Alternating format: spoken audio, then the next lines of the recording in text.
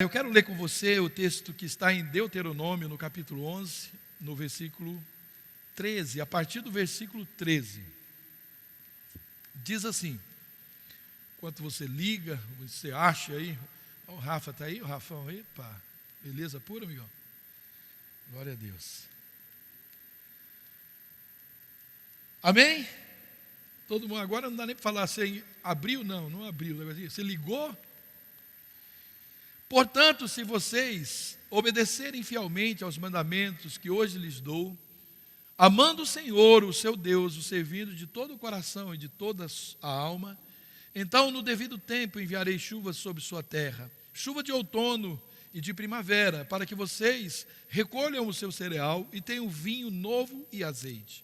Ela dará pasto nos campos para os seus rebanhos, e quanto a vocês, terão o que comer e ficarão satisfeitos. Por isso, tenham cuidado para não serem enganados e levados a desviar-se e adorar outros deuses e a prostrar-se perante eles.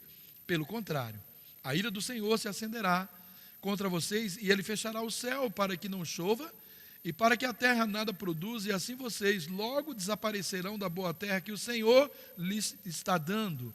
Gravem estas minhas palavras no coração e na mente, amarrem-nas como símbolos nas mãos e prendam-nas na testa.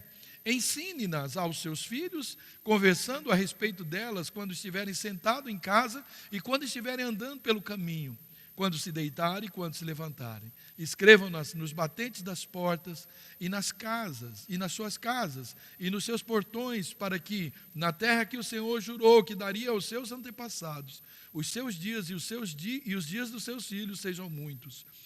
Sejam tantos como os dias durante os quais o céu está acima da terra.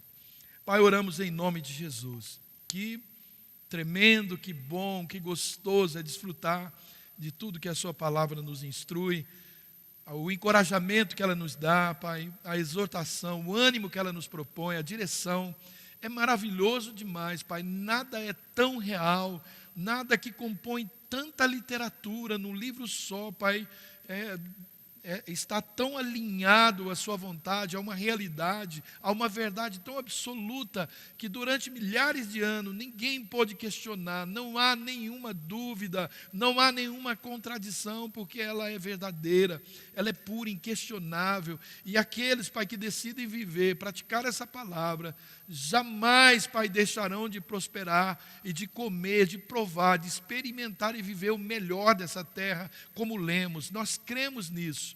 Portanto, Pai, ao liberar essa palavra, que ela seja uma semente profética no coração dos meus irmãos, e que ela produza 100 por 1, assim como é a sua promessa, e nós proibimos a ação de todo inimigo das nossas almas, todo ladrão dessa semente, todo espírito de incredulidade, de frieza, indiferença, incapacidade de entendimento. Nós repreendemos em nome do Senhor Jesus o espírito de incredulidade, nós repreendemos e declaramos nossa mente completamente tomada pelo Teu Espírito Santo, nos capacitando a entender os pormenores, Pai, dessa ministração. Usa-nos, Pai, com graça e poder para ministrar essa palavra, para que todos entendam o que o Senhor quer de nós hoje. E certamente, não somente nesse dia, mas essa palavra será alimento e instrução para toda a nossa vida. Que apliquemos, Pai, com destreza, com esperteza essa palavra no nosso coração. E assim nós vamos colher, nós vamos viver o melhor que o Senhor tem para nós. Assim oramos, Pai, no nome de Jesus. Obrigado, Espírito de Deus, amém e amém. Dê um aplauso à palavra do Senhor, querido.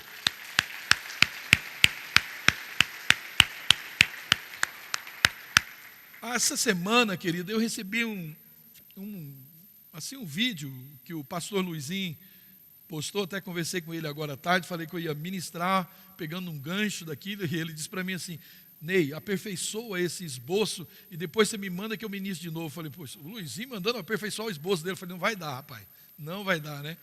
Mas eu gostei de assim, muito do que ele falou. Foi só um pedacinho da ministração, uma palavra que ele sentiu, uma direção profética. Então ele, não sei se vocês viram, que ele repartiu isso direcionou isso aos pastores, onde ele falou sobre alinhamento, discernimento e unção. Quem viu esse vídeo? Alguns viram. Então, ele falou sobre isso. Quando eu ouvi aquilo, não sei se foi segunda ou terça-feira, isso ficou martelando na minha cabeça o tempo todo, aquilo que ele falou. Eu fiquei o tempo todo, não consegui mais tirar aquilo, eu comecei a meditar sobre isso. E sabendo que eu não conseguiria de forma alguma, né, esgotar tanto conteúdo numa ministração, e nem talvez nem um ano ministrando tudo aquilo, eu quero dividir isso em temas, e eu nem sei quantas ministrações, mas certamente isso vai nos levar a decisões preciosas e necessárias para uma vida completamente comprometida e alinhada com os propósitos de Deus para a nossa vida. Nós precisamos, a gente tem esse hábito de marcar, através de eras, datas, marcar insights aí na nossa vida, começo, recomeço, e é bom que seja assim, é uma prática, é bom, mas nós precisamos não esquecer disso, desses pactos, dessas conversas que temos, na maioria das vezes, conosco mesmo. Então, esse tempo, querido, que nós estamos vivendo, tem se tornado assim um tempo muito desafiador para todos nós. Porém, nada poderá, né, resistir um homem, resistir uma pessoa, resistir uma mulher que está alinhada com Deus, né? Uma pessoa que está discernindo o seu momento, discernindo o seu tempo, discernindo a sua vida, o seu contexto de vida. Nada pode resistir uma pessoa que está cheio da unção do Espírito de Deus. Não há nada que possa resistir essas coisas. Uma pessoa alinhada com Deus, uma pessoa que está discernindo o seu contexto, a sua vida, né, a sua vida espiritual, a sua vida natural, e uma pessoa cheia dessa unção do Espírito Santo. Mas hoje eu vou me ater no primeiro impacto. Eu não quero nem chamar isso de desafio, eu quero chamar de impacto, porque eu quero enfatizar nessa condição para a sua vida, de não desafio, porque parece que quando se fala desafio, a primeira impressão que a gente tem é que a gente já está saindo perdendo, né? Quando se eu falar, vou impactar a sua vida, uau, quando eu falo, vou dar um desafio para você, epa, né? Então, eu quero usar isso como um impacto. Nós vamos atentar aos impactos que essa ministração, ou que isso vai fazer na nossa vida, na nossa família, na igreja, na cidade. E eu preciso lembrar, querido, né, que nós somos uma igreja reverente e uma igreja relevante. Diga comigo, uma igreja reverente e relevante. Por que nós somos reverentes? Porque prestamos reverência a um Deus. Nós tememos a um Deus, nós caminhamos no temor desse Deus. E nós somos relevantes, porque não somos uma igreja em quatro paredes. Nós saímos dessas paredes, e é isso que quer dizer a igreja. Sair para fora, ir para fora. Então nós precisamos ser essa igreja. Mas a menos que nós alinhemos com o Senhor a nossa vida, a menos que alinhemos nossa identidade com o Senhor, isso não vai acontecer na nossa vida. Então, o meu primeiro assunto, embora ele expressou e falou numa ministração esses 3 temas, talvez ele falou numa ministração que eu demoraria 1 ano e não falaria tudo. Eu vou falar sobre alinhamento. Primeiro, é preciso ser dito que não é querer, querido, mudar a nossa história, não é isso, e isso não tem como, que passou e não se pode mudar, ninguém tem esse poder de mudar uma história que passou, mas é perceber, né, o quanto a nossa vivência do passado deve se alinhar com a vontade de Deus. Porque muitos ficam estagnados no seu passado, na sua história do passado. Ao invés, se esse passado incomoda, nós precisamos alinhar esse passado com a vontade de Deus, com aquilo que Deus tem para a nossa vida, colocar isso no projeto, no plano de Deus. E é aí, né, querido, quando nós nos prendemos a isso, é aí que nós começamos a lutar para fazer a vontade de Deus, porque esse passado tenta nos prender em algumas condições que nós começamos a lutar, e essa escolha por fazer a vontade de Deus acaba não prevalecendo sobre outras vontades. Nós precisamos, então, trazer esse passado e alinhar esse nosso passado com o querer de Deus na nossa vida. E é justamente, querido, influenciados, né, pelas nossas vontades, que às vezes nós tomamos em maior parte as nossas decisões. Está muito preso ao nosso passado, quase que a maioria das decisões que nós tomamos.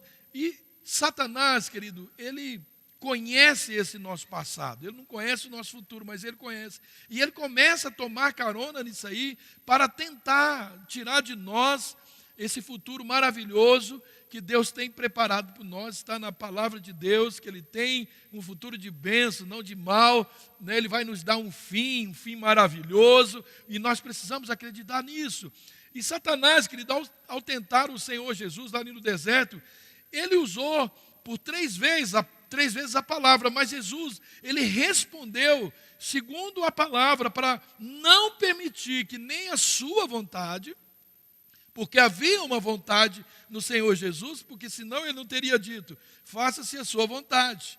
A vontade de Jesus era não passar por aquele cálice, mas ele não fez a sua vontade. Então, para não permitir que nem a vontade dele, nem a vontade dos homens, nem a vontade de Satanás estivesse acima da vontade de Deus, porque somente a vontade de Deus é perfeita, é agradável. Primeira carta de João, no capítulo 2, 17, diz: ora, o mundo passa, bem como a sua concupiscência. Aquele, porém, que faz a vontade de Deus permanece eternamente. E é essa a vontade de Deus, querido, que nós precisamos nos alinhar. Alinhar, querido, é traçar um paralelo. Alinhar é traçar um paralelo com algo, com uma realidade já existente. É seguir um padrão que conduz, né, para um mesmo fim, para o mesmo propósito. Alinhar é proceder semelhante, seja moral, seja ético, físico, religioso, não importa. Para dar um exemplo mais comum, eu achei legal isso aqui, a gente alinhar, quando a gente leva um carro para alinhar a direção. Como que a gente faz isso? Ou como se faz isso?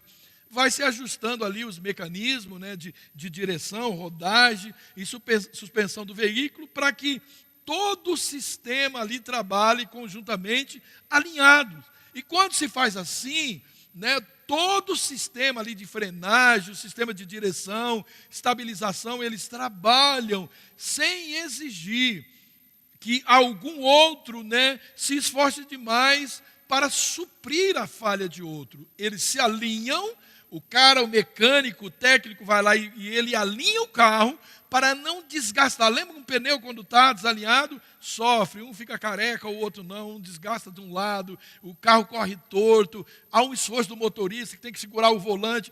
Tudo fica desajustado quando só uma coisa está desalinhada nisso. Porque isso, querido, quando não se está alinhado, isso gera muito desgaste desnecessário em todo o sistema, e mais, gera instabilidade, trazendo assim perigo, desconforto aos ocupantes e, por fim, traz também acidentes terríveis. Eu acho que isso é um bom, né, paralelo da nossa vida espiritual e da nossa vida com Deus. Nós vivemos, querido, e nós estamos entrando em mais um ano, né, onde aconteceram, né, ou aconteceu e vão acontecer muitos desalinhamentos. Isso aí a gente vê toda hora, né, politicamente, socialmente, ético, religioso. A gente vê debate, a gente vê esses desalinhamentos até mesmo entre os cristãos. Tá algo muito ruim, que é aconselhável a gente nem ficar muito entrando nessas coisas. É muita polêmica, pode, não pode, um criticando o outro, e muitas coisas estão, por conta disso, se desalinhando. Então é necessário permitir que Deus, né, que a palavra de Deus, que o Espírito de Deus trabalhe em nós, trazendo discernimento, né, das áreas que nós estamos desalinhados, para que então as coisas voltem a ser como realmente elas devem ser, totalmente alinhada à palavra de Deus, ao propósito de Deus. Você já viu, querido, o que acontece? Por exemplo, né, a gente ouve falar isso, eu não vi, mas já ouvi em vídeo, um trem, quando a linha do trem, ou uma das linhas, ela se desalinha, né? Ela sai daquele lugar que ela precisa estar ajustada. O trem simplesmente ele descarrilha, né? E causando com isso atraso, muitos prejuízos, né? Por causa daquele desajuste. E assim é a nossa vida. Assim é a vida daqueles que perdem o alinhamento com Deus. Decepção, perdas, né? Depressão e até morte. Quando nós perdemos o nosso alinhamento com Deus. Mas eu estou vivo para Deus, estou tão desalinhado com os propósitos de Deus, com o chamado de Deus, mas eu estou vivo. Tem muita gente que pensa que está vivo. Quando a Bíblia fala de morte, querido, não é nem todo lugar que está falando de morte natural, mas tem muitas pessoas que mesmo andando, né, estão mortas, porque a morte é a separação de Cristo, é o desalinhamento com Cristo, é quando nós estamos distante, fora do propósito de Deus. Então a Bíblia chama isso de morte, e é por isso que a Bíblia exorta aquele que, né, está de pé, cuide para que não caia, em 1 Coríntios, no capítulo 10, versículo 12. Bom, pastor, eu reconheço então, na minha vida eu tenho vacilado, eu não vigiei, eu estou desalinhado, né, com o caráter de Deus e também com os propósitos de Deus, e faz tempo. Como é que eu posso alinhar ou realinhar com Deus novamente? A primeira coisa que eu quero dizer para você, e para mim também, para todos nós, admita que existe uma possibilidade de você cair.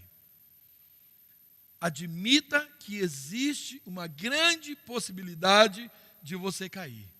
As pessoas que brincaram com esse desalinhamento, com esse afastamento, os grandes homens que nós conhecemos, Brasil e mundo afora, homens famosos no Evangelho, homens tremendos na palavra de Deus, eles desalinharam com Deus e não prestaram atenção, não achou que havia, por causa da intensidade com que ele servia, que havia uma possibilidade deles cair.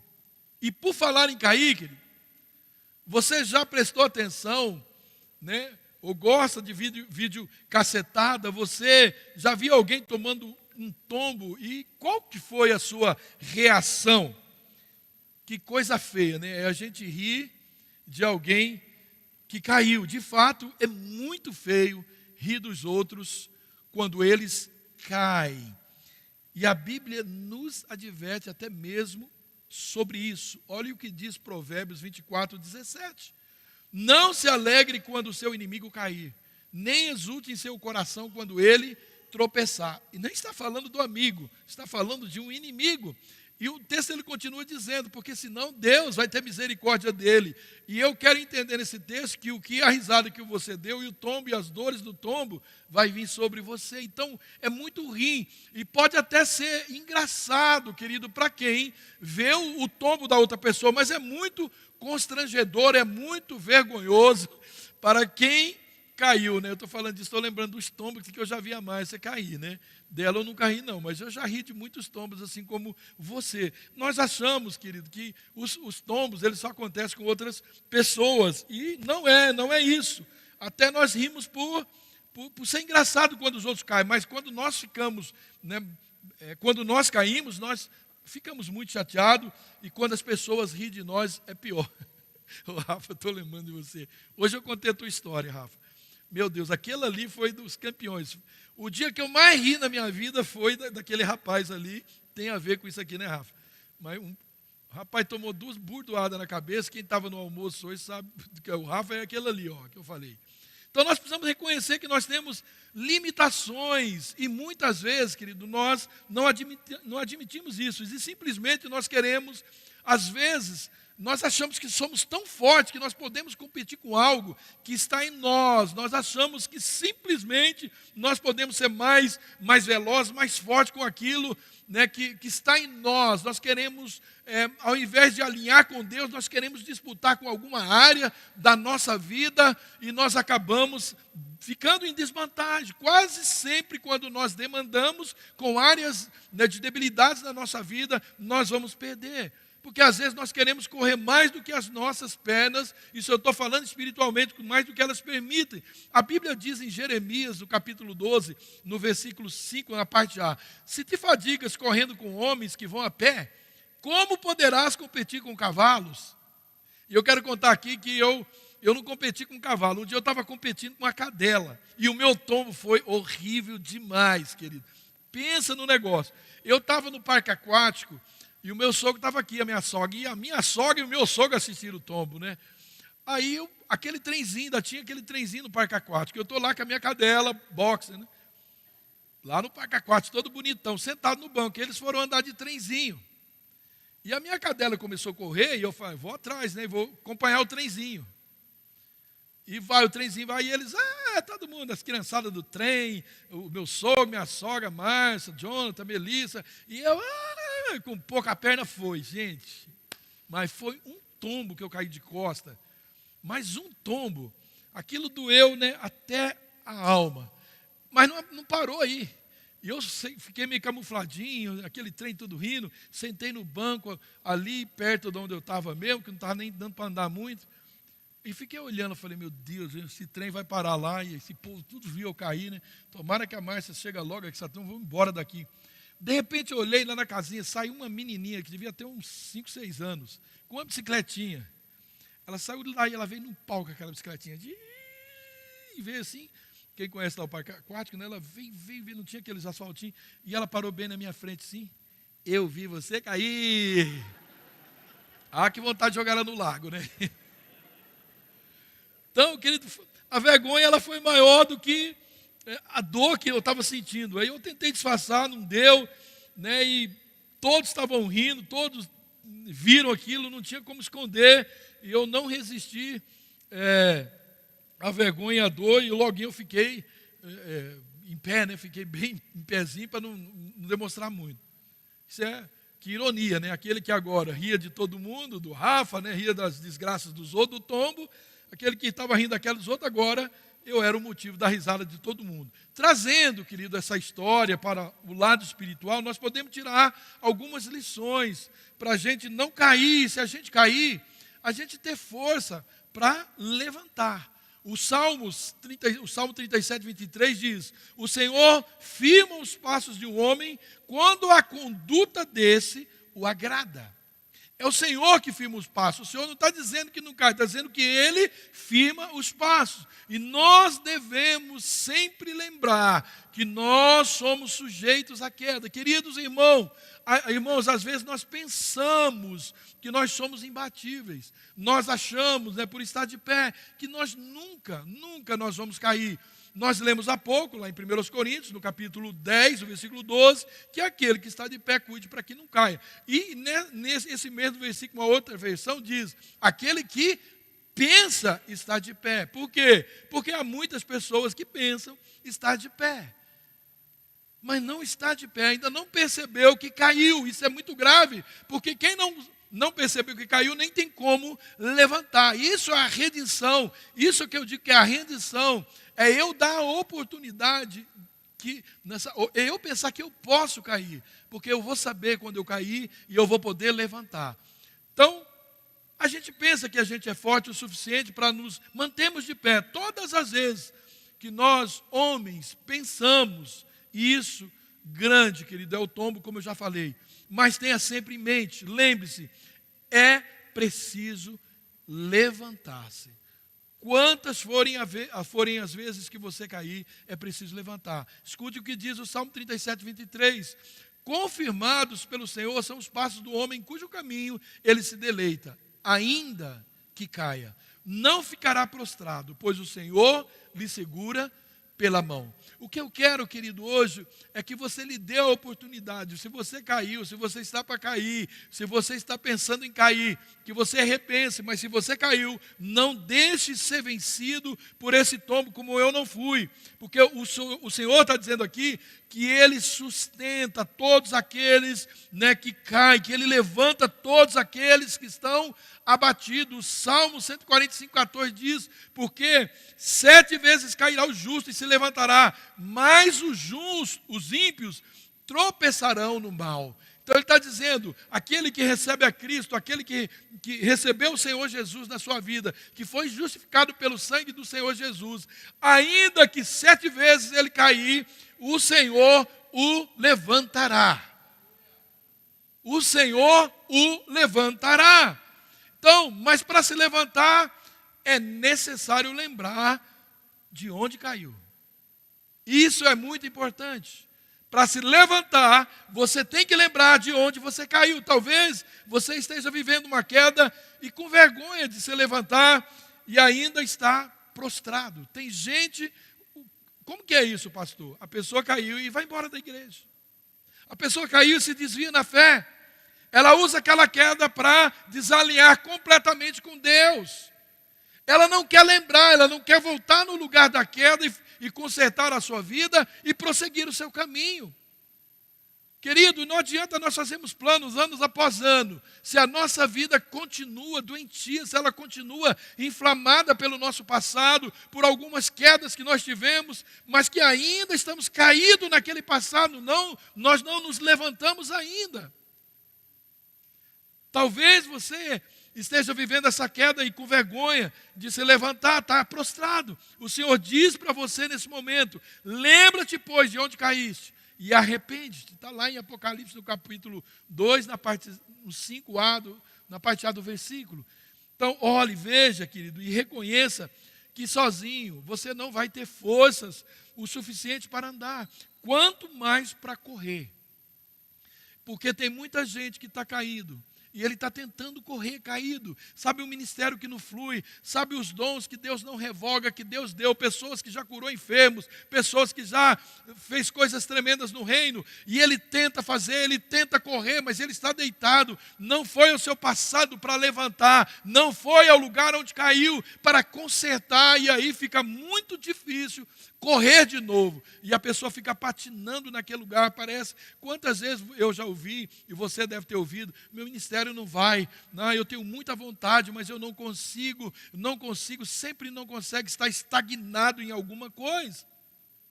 Levante-se, querido, erga, independente daqueles que vão rir de você, porque é isso que acontece. Por que eu contei toda essa história de cair?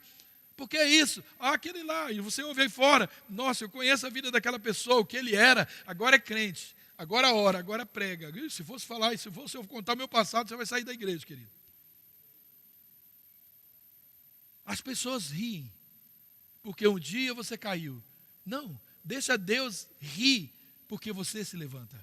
Não permita que o inimigo fique zombando da sua queda, não, deixa Deus vibrar com o seu levantar, querido. É isso que Deus quer, porque fiel é Deus, que não vai nos deixar prostrados, jamais. Amém? Jamais nos deixará prostrado. Não.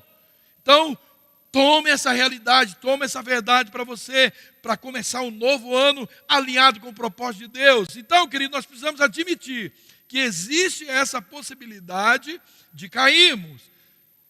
Que mais vergonhoso do que cair é permanecer prostrado. Muito mais vergonhoso do que a gente cair um tombo. Se eu ficasse deitado lá, meu Deus, ia ser muito, né? Você tem que levantar, sacudir a poeira e vamos lá, vai, né? Não partir para outro tombo. Aí no literal como eu, já caí muitos outros. Mas, espiritualmente, não se preparar para outro tombo. Mas é não permitir que o inimigo, ele use aquela posição de prostração, aquela posição, né, de facilidade para ficar em cima da gente, nos sucumbindo, né, atrapalhando a nossa vida. Não, nós não podemos. 2, reconheça a necessidade. Então, a primeira, eu preciso reconhecer que há uma possibilidade de eu cair. Mas que se eu cair, eu posso levantar. É totalmente possível que eu levante, porque Deus me segura pela mão. Ainda que 7 vezes eu cair, Deus vai me segurar pela mão. Essa é a primeira coisa. Depois, eu preciso reconhecer a necessidade de ser ajudado. Cura-me, Senhor, e sararei. Salva-me e serei salvo, porque Tu és o meu louvor. Jeremias 17:14. Então, permitir, querido, ser curado é um privilégio para a pessoa que ela quer crescer em Deus e ela quer também alcançar novos níveis em Deus. Uma coisa é verdade, Deus ele tem pressa em curar a sua igreja, querido. A gente percebe isso, os movimentos que Deus está fazendo, as pregações, os atos proféticos. O que Deus está fazendo hoje na igreja, tratando de uma igreja, né, uma igreja enferma, uma igreja que tem muitos enfermos e que precisa ser curada. Somente pessoas curadas, queridos, é que têm o poder para ser instrumento de cura na vida de outras pessoas. Como que nós vamos atuar curando outras pessoas se nem mesmo nós admitimos ser curados? Porém, lembre-se do que eu falei. Assim como um carro, ele não consegue ir lá para o mecânico, a casa de alinhamento de direção, a oficina. Ele não consegue sozinho, assim também como um carro não vai sozinho a esse técnico de alinhamento, nós também não vamos conseguir sozinhos nos alinhar com Deus. É por isso que Deus estabeleceu a forma de nós caminhar através do discipulado, do aprendizado, da palavra de Deus, da palavra profética, né, de um aconselhamento. Deus estabeleceu assim. Então nós precisamos da palavra de Deus, nós precisamos de discipulado, nós precisamos um dos outros e mais do que tudo, nós precisamos da presença e da manifestação e do poder do Espírito Santo na nossa vida para que a gente se alinhe com Deus. Precisamos, nós não vamos conseguir sem essas áreas, né, sendo atuadas na nossa vida. Porém, sem esse reajuste na nossa alma, nós não vamos ter êxito no nosso relacionamento com os outros, nós não vamos ter êxito no nosso relacionamento conosco mesmo, com a nossa família, né, e isso afetará também o nosso alinhamento, o nosso relacionamento com Deus, enquanto nós não ajustarmos a nossa alma. Nós temos que reconhecer que no decorrer, querido, da nossa vida, a alma, ela recebe muitos conceitos errados. Muitos. Todos nós recebemos muitos conceitos errados. E quantas vezes nós mesmos, sem saber, nós vamos recebendo sobre nossa vida, querido, tantas cargas, né, que não são nossas. E por isso, nós vamos nos sentindo, assim, pesados, cansados, entristecidos, enquanto o chamado de Deus para nós, o que é? Uma vida abundante. Deus não chamou, muito pelo contrário. Jesus disse que era para a gente entregar esse peso para Ele e pegar um leve. Mas o que nós fazemos, às vezes, por todas essas circunstâncias de ferida, de processos do passado, nós começamos a admitir que pesos sejam amontoados sobre nossas vidas e ao invés do Evangelho ser essa coisa leve, gostosa, dinâmica na nossa vida, nós ficamos presos a feridas da nossa alma. O conselho da palavra de Deus é, querido, transforme-se pela palavra.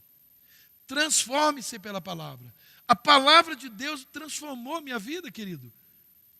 Você não queira saber quem eu era. A palavra de Deus transformou a minha vida. E conheço aqui dezenas, se não centenas, de pessoas aqui na TI que foram transformadas pela palavra de Deus. Então, reconheça que você precisa da palavra de Deus. Reconheça que você não pode viver sem a palavra de Deus, que a palavra de Deus é o seu principal alimento, mais do que comida. Jesus diz que, né, não consistia em comida ou bebida, a vontade dele, a vontade do Pai. A vontade do Pai, ela consistia em fazer aquilo que agrada o coração dele, conhecê-lo, adorá-lo. Todas essas coisas aqui vai preencher o nosso coração. Rogo-vos, pois, irmãos, pela compaixão de Deus, que apresentei os vossos corpos como sacrifício vivo, santo e agradável a Deus, que é o vosso culto racional, e não vos conformeis com esse século, mas transformai-vos pela renovação da vossa mente, para que experimenteis qual seja a boa, agradável e a perfeita vontade de Deus. Esse texto, querido, de Romanos, no capítulo 12, 1 e 2, ele fala desse processo de transformação daquilo que está na nossa mente, na nossa alma. esse texto está tratando disso. Paulo, pelo Espírito, ele compreendia que após a conversão, querido, nós chegamos ao reino com muitos conceitos e muitos valores totalmente errados. Portanto, nós necessitamos de uma metanoia. Essa transformação que Paulo fala, a palavra original é metanoia. Sabe quando aquela metamorfose, a borboleta, ela vira um casulo, né? Aquele lagarto vira um casulo para virar uma borboleta? Isso é uma metanoia, é uma mudança de mente que retrata uma mudança de comportamento em todas as áreas da nossa vida. Então, a necessidade de renovarmos a mente com a palavra é o que permitirá ser curado e alcançar um nível emocional para a gente saber cuidar da nossa vida, como lidar com as pessoas e como amar com o amor de Deus. Como que nós vamos amar as pessoas com aquela velha natureza, que era levar a lei do gesto, levar vantagem, era do bateu, levou, era de sair, nunca ficar por cima. Se tentarem te bater na face, você atira, né?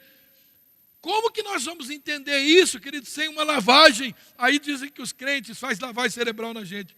Porque não faz lavagem cerebral, faz lavagem corporal, porque, querido, aquilo que nós éramos não serve para Deus em nada.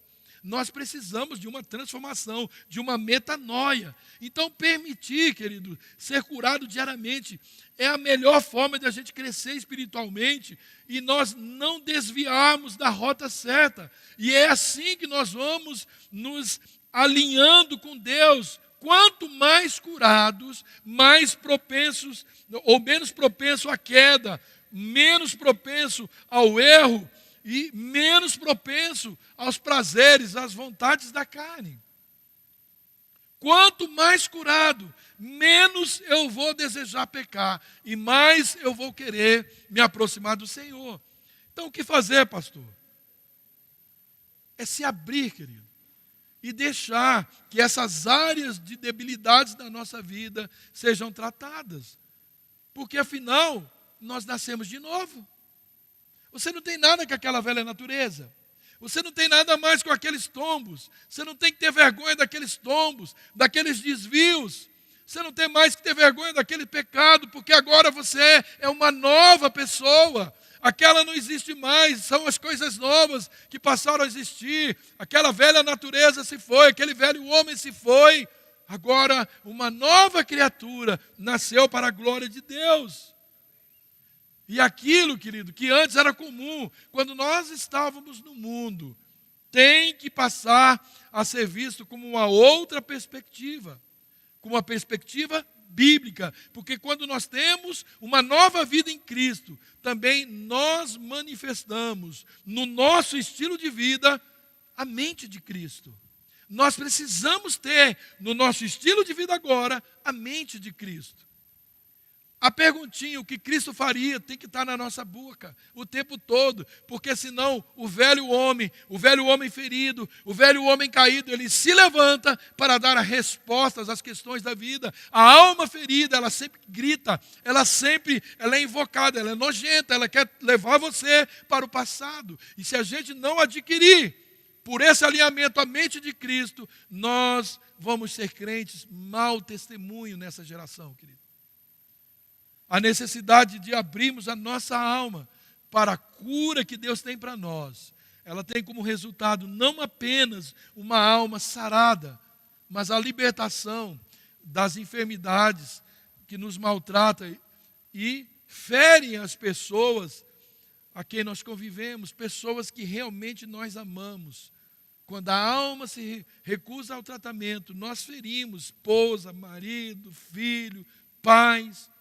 Sem falar, querido, que uma alma não curada, ela está propensa a ser constantemente visitadas aí por emoções muito tóxicas, sabe? E por aquelas estratégias do maligno. Uma alma não curada está sempre recebendo a visitinha do Satanás. Ele gosta de entrar ali, ele gosta de fuçar naquela queda, ele gosta de fuçar naquele pecado, porque é a única coisa que ele sabe do seu futuro. porque você entregou a vida para Jesus, confessou os seus pecados, sabe que você está indo para o céu. Mas Ele vai trazer o seu passado para tentar fazer você desalinhar com Deus e desistir de uma vida poderosa e eterna com o Senhor. Então, querido, se você não tem uma alma curada, você está muito propenso a dar aquelas pescadinhas lá no passado. Então, vamos abrir o nosso coração, vamos deixar Deus fazer o que Ele tem para realizar na nossa vida. Nós não podemos viver eternamente doentes, querido, pois não há prazer no coração de Deus em que, né, os seus filhos vivam assim. A promessa de Deus, querido, é que Ele nos dá uma vida abundante, uma vida abundante. E a chamada de Deus é de alinharmos com Ele através da transformação e através da cura. Então aprenda que na trajetória da vida, querido, as pessoas elas podem mudar de duas formas. Não existe uma terceira. Ou você vai mudar para pior, ou você vai mudar para melhor. Eu não piorei e não melhorei, esquece. Se você, né, é um ser humano, ou você vai mudar para pior ou para melhor. Escolha mudar sempre para melhor. Até porque ninguém, querido, ninguém permanece do mesmo jeito na vida toda. Nós estamos sempre em constante mudança. Física, emocionalmente, psiquicamente, fisicamente. Constante mudança. Ou nós pioramos, ou nós melhoramos. Então vamos fazer a escolha por uma mudança contínua. Porém, saibam, querido, que sem Cristo nada vai acontecer. Porque Ele mesmo diz, sem mim nada podeis fazer. Qualquer mudança para adquirirmos, para alinharmos segundo o propósito de Deus, para adquirirmos o caráter e a mente de Cristo, é preciso ter a presença do Espírito Santo. Não dá. É por isso que nós precisamos buscar esse batismo, essa presença, essa vivência constante e diária com a pessoa do Espírito Santo. Não, querido, jamais entristecê-lo, se afastar da presença dEle, porque é o papel dEle nos conduzir a esse alinhamento ao propósito e à vontade de Deus para nós. Então o que precisamos, querido? Deixar os velhos hábitos que não devem mais permanecer em nós. O que torna a nossa alma envelhecida. Os hábitos dessa gente cascorenta e sem graça. É verdade ou não é? Uma pessoa, sabe, que não permite ser curada. Ela está sempre emburrada. Sempre, sabe, invocada, sempre mal-humorada, odiosa. Pode até não ser fácil, querido. A gente reconhece, porque nós precisamos romper com essas estruturas do passado e se permitir conhecer essas novidades de Deus. Não é, embora simples, praticar isso não seja tão simples. Mas é o melhor para a gente ter uma vida e uma alma limpa, curada, uma alma leve, para a gente viver aquilo que Jesus tem. E são muitas coisas essa vida abundante para entregar para nós. Alinhar com Deus é permitir, querido, que Jesus tenha tudo de mim e que eu tenha tudo dele. É isso é a vontade. Não há mais reservas entre eu, ele e o Pai. O Pai, ele e mim. Somos um e vivemos o mesmo contexto. Alinhar, querido, é estar cada dia mais próximo do que Ele é e do que Ele faz. E quando, querido, essa caminhada for difícil, e você achar que não está suportando, lembre-se do que diz Mateus no capítulo 11, 28 e 30. Vinde a mim, todos os que estáis cansados e oprimidos, e eu vos aliviarei. Tomai sobre vós o meu jugo, e aprendei de mim, que sou manso e humilde de coração, encontrareis descanso para vossas almas, porque o meu jugo é suave e o meu fardo é leve. Para que ser tão pesado, querido? Eu estou falando para você e para mim. Mas quantas vezes, querido, esses pesos, esses sentimentos não querem também invadir a minha alma? Quantas vezes eu me vejo rendido a essas possibilidades? Quantas vezes? O que eu estou dizendo aqui, querido, é dando a nós a possibilidade de ser igreja diferente, de aproveitar essas datas que fazemos comprometimento, colocar isso no cabeçalho, da nossa agenda, e viver uma vida curada, uma vida leve, suave, alinhada com o propósito de Deus. Que alegria, querido, saber que nós podemos envelhecer na idade, como está acontecendo comigo hoje, e todo dia conosco, mas rejeitar e envelhecer, querido, doente, na alma. Nós podemos envelhecer na idade, amadurecer emocionalmente, sempre contando com a ajuda do Espírito Santo. E no final, nós veremos cumprido em nós essa palavra de Provérbios 4,18. A vereda do justo é como a luz da aurora que vai brilhando cada dia mais até ser dia perfeito. Depois que você se converteu, sua vida brilhou ou escureceu? Eu já ouvi algumas, não uma e nem poucas, pessoas dizer: eu era feliz e não sabia quando era do mundo. Que loucura! Jesus não prometeu, que o nosso caminho seria fácil, mas Ele prometeu um final que nenhum outro caminho vai levar. A gente que escolhe. A gente que escolhe andar facilmente por caminhos difíceis, e a gente pode escolher até andar dificilmente por caminhos fáceis. É a gente que escolhe. E isso tem a ver com a nossa alma. Como está a nossa alma? Como está a nossa estrutura emocional? Está muito ligado com o que eu estou te falando, querido. Porém, é preciso saber que sem ajuda, sem a gente estar inserido nessa vida da igreja, jamais nós vamos conseguir. É uma ilusão que ele discute isso, pensar que distante da igreja nós vamos estar protegidos, nós vamos estar mais alegres, mais preenchidos, distante do exercício de um ministério, distante de uma liderança, distante de um peso, de uma responsabilidade de uma liderança, nós estamos mais seguros. Isso é um engano do diabo na sua vida, na nossa vida. Nós precisamos reconhecer que isolado, querido, tudo se torna mais difícil, porque a comunhão, a unidade, ela traz força que nós precisamos para vencer cada etapa da vida.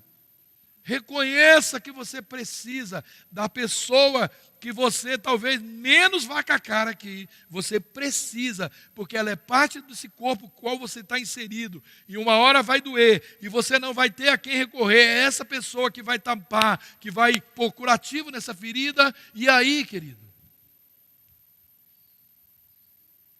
Eclesiastes 4,12. Um homem sozinho pode ser vencido, mas dois conseguem defender-se. Um cordão de 3 dobras não se rompe com facilidade. Nossa unidade, querido, aqui na terra, a unidade da igreja é que vai trazer alinhamento com a vida e com os propósitos de Deus para nós. O caráter de Deus, ele é exposto na unidade do corpo de Cristo, o que torna, querido, mais forte em nós todas as coisas. É isso, é a unidade do corpo. Quando o corpo mutuamente age, então essa terceira dobra desse cordão, ela entra em ação. E assim ele não vai se romper. Qual é a terceira dobra? Eu, você e Jesus. É isso que fortalece. Jesus não tem compromisso fora da unidade do corpo. Então dizer que eu sou igreja só, isso não funciona. Você é igreja se você estiver inserido no corpo. Se sair do corpo, não é igreja. Não existe uma igreja sem corpo. A igreja é a noiva do Senhor. O Senhor não vem buscar um monstro, um braço para levar, não. Ele vem buscar um corpo. Uma igreja em unidade. Então, se existem processos de cura na nossa vida que está me deixando meio desalinhado com o Keller, não estou gostando, estou meio de mal, estou meio nojento com alguém, alguma coisa não está errado com a pessoa, está errado comigo. Eu preciso reconhecer que eu estou caindo, caído e que eu preciso de cura na minha alma. Todo o processo de cura, todo o processo de restabelecimento, de alinhamento, não começa nas pessoas. Pare de falar, querido. Se ele fizer, eu faço. Se ele pedir perdão, eu peço. Pare, começa em você. Toda atitude começa em nós, não nos outros. O que eu quero que os outros façamos nós o que queremos que os outros façam. É assim que funciona. E é assim que eu vou me alinhar com Deus. É assim. Ninguém é igreja sozinho. Deus nunca nos chamou ao isolamento. Nós, queridos, estamos sofrendo na pele as consequências desse isolamento. Meio frajuto, mas estamos. Então, mesmo, querido, distante, por força de decreto ou qualquer outra circunstância, nunca se isole. Mesmo que você esteja sozinho, não se isole. Mais do que tudo nesse tempo, nós precisamos um dos outros. Admita isso, querido. Essa é a realidade que mais precisamos admitir. Precisamos um dos outros. Ore aí para quem, olha para quem está aí perto de você e diga, fora da família, porque esse você já sabe. Diga, eu preciso de você. Eu preciso de você. Você precisa de mim. Nós precisamos de Cristo até o fim, sem cessar, sem parar, sem vacilar, sem cair, sem chorar. Amém? 1 Tessalonicenses 5,11. Por isso, exorte-se e edifique uns aos outros, como de fato vocês estão fazendo. Olha, querido, edifiquem, exortem. Sabe o que é exortar? Para de mimimi, ame mais, exorte menos. Vai cantar coquinho. Sabe, está no tempo da gente dizer, me exorte menos, me exorte mais e me ame menos. Vai, porque a exortação é amor. Aí você vai chamar a atenção do camarada, não vem mais na igreja. Por quê? Você me exortou. Está em pecado até o cabo. Querido, olha aqui, edifique-se uns aos outros, como de fato vocês estão fazendo. Exortem-se mutuamente, um exortando o outro, um chamando a atenção do outro, um elevando, um animando, um edificando.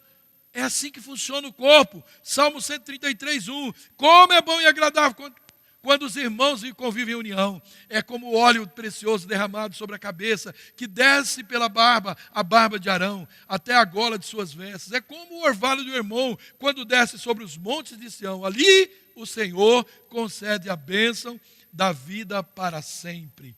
Olha, querido, a comunhão, a unidade, ela permite a unção de Deus descendo sobre o corpo de Cristo e o Senhor ordenando bênção. Uma igreja de unidade, uma igreja onde todos estão empenhados na obra do Senhor, no serviço, nos ministérios.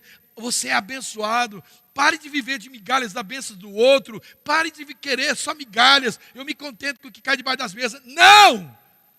Deus tem preparado coisas grandes para você e para mim, querido. Não se contente com menos, mas isso é para o corpo que vive em unidade. Ele desfruta dessa alegria, dessa unção, desse óleo que cai, esse óleo que parte, querido, né, dos seus profetas. Ele vai descendo e você vai tomando, você vai experimentando essas bênçãos do Senhor sobre a sua vida. Amém? Hebreus 10, 24 e 25. E consideremos-nos uns aos outros para incentivar-nos ao amor e às boas obras. Não deixemos de nos reunir-nos como igreja, segundo o costume de alguns, mas encorajemos-nos uns aos outros, ainda mais quando se vê que se aproxima o dia. Então, o apelo do coração de Deus, querido, é que nos aliemos ao corpo e ao chamado de Deus para nós. O ser humano, ele é condicionado, eu já disse, a essas etapas, eras, tempos. Nós tomamos decisões por causa disso.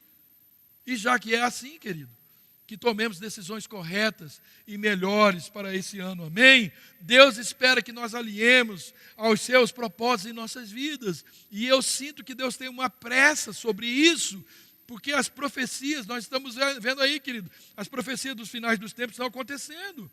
A frieza, hipocrisia, promiscuidade, o orgulho, o egoísmo, o individualismo, tudo isso, querido, nos desalinha do propósito de Deus.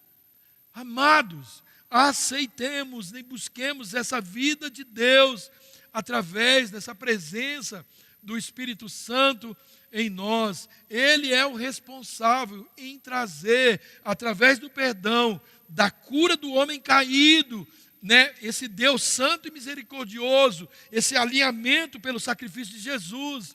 Não permitamos, querido, que a nossa alma saia do controle do Espírito Santo, mas vamos sujeitar essa alma ao seu querer. Sim, querido, isso que vai trazer alinhamento com os céus, aonde está, aonde mora, onde reside esse homem perfeito, eu e você, assentado com Cristo nas regiões celestiais. Existe esse homem perfeito, o qual Deus olha por Cristo Jesus, o homem lavado e redimido, não é o homem que não caiu, todos caíram, mas é o homem que foi lavado, redimido pelo sangue de Jesus e que agora não está preso no seu passado nem nos seus pecados, mas quer fazer a vontade de Deus, quer se alinhar com Deus. Que esse ano, querido, nós possamos ajustar as nossas emoções para que elas não dirijam as nossas atitudes, porque isso seria certamente um desastre no nosso alinhamento com o nosso papai. Que nesse ano, todos os departamentos, querido, dessa casa, dessa igreja, se alinhem ainda mais para cooperar com o propósito eterno do Senhor Jesus, que é nos fazer um só com Ele e um só com o Pai. Então, líderes de crianças, adolescentes, jovens, adultos, sêniores e quantos mais forem, todos alinhados a um só propósito. Amém? Todos alinhados em um só propósito. Amém, queridos? Diga, todos alinhados a um só propósito. Qual o propósito? Adorar a Deus em tudo que nós fizermos. Ele é o centro da nossa vida. Ele tem que ser o centro da nossa busca. Então não fique olhando para as dificuldades, olhe para Jesus. Ele não tem nenhum outro caminho diferente para o Pai. Ele é a fonte do nosso relacionamento com Ele. Consagre-se, querido, adore, leia Jesus, jejue, ore, congregue, sirva o máximo que você puder, né? Que todas as suas forças se reúnam para alinhar o seu coração com Deus e com o seu corpo aqui na terra. Jesus, querido, Ele é aquele caminho que leva, né, o único caminho que leva ao único destino. Se nós nos alinharmos com Ele, é impossível, querido, que uma linha do trem vá para um lado e outra vai para o outro, porque elas estão alinhadas. Para onde uma vai, a outra tem que ir também. Então nós precisamos alinhar com Ele, não somente quando nós fizermos isso, não somente nós iremos com Ele, mas certamente nós vamos cooperar com Ele para que o mundo não somente veja que é possível se chegar a Cristo, mas que eles enxerguem também o caminho através da igreja, dessa igreja viva e atuante, que sou eu, que é você. O mundo precisa de direção. Jesus não vai voltar aqui para dar essa direção. Ele já disse que é o caminho. Ele é o caminho através da sua palavra, através do seu Espírito, que atua através de mim e de você. Amém? Para terminar, para a gente escrever uma história, querido, de vida esse ano, e essa história em Deus, né? Esse caminho não é fácil, ele é um caminho árduo, a porta é estreita e as lutas, elas são gigantes, mas a recompensa é eterna. O que é que nós preferimos? Não lutar porque ela é árdua, gigante, porque ela é uma luta, uma porta estreita e ficar por aqui, ou nós preferimos lutar para gozar da vida eterna? Sejamos nós, queridos, pais ou qualquer pessoa que esteja em função de autoridade, deve ter em mente o quanto nossa palavra tem poder e a todo momento nós podemos semear coisas boas, mas também podemos semear coisas ruins. E o processo deve se tornar, é preciso que esse processo torne um cristão maduro. E esse processo em nós pode ser lento, mas ele tem que atingir o seu objetivo. Nós devemos continuar ensinando por meio de um testemunho transformador. E isso, querido, em todos os lugares, em todo o tempo. E não diga que você não tem tempo, porque o pouco tempo que você semear já é muito para aquele que não tem tempo algum. Saiba que o nosso futuro depende do que nós escolhemos hoje. Então não permita que nenhum engano penetre ou entre no seu pensamento, porque hoje é o tempo de semear, com o nosso testemunho bem alinhado com Deus. na vida daquelas pessoas que Deus tem confiado.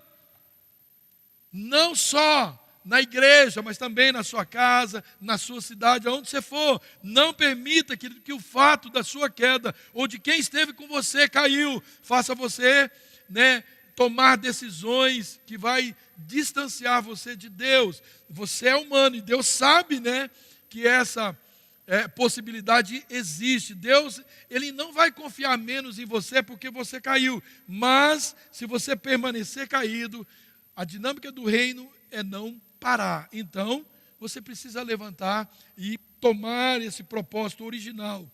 E se tiver difícil, querido, peça ajuda, até encontrá-la. Porque aquele que prometeu, Ele é fiel para cumprir. Então, apeguemo-nos com firmeza à esperança que professamos, pois aquele que prometeu é fiel para cumprir. Hebreus 10, 23.